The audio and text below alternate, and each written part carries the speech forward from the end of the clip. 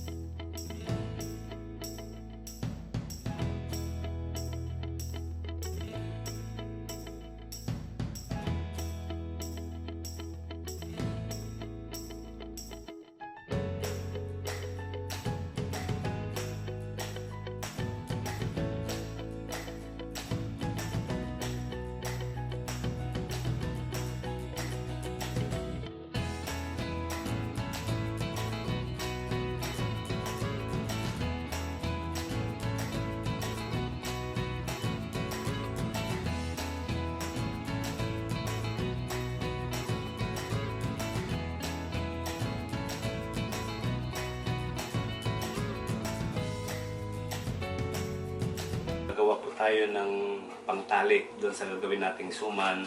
Ituturo ko po sa inyo kung paano yung paggawa ng pangtali. Kasi ang suman na ito ay suman doon sa Iloco, sa mga Ilocano.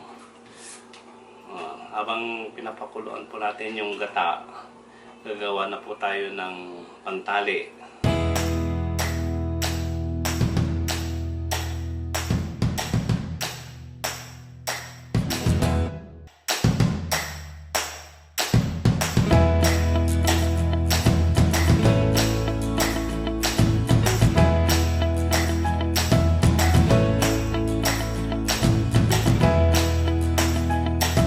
Dapat ito punasan para malinis. Makikita natin. Ayan.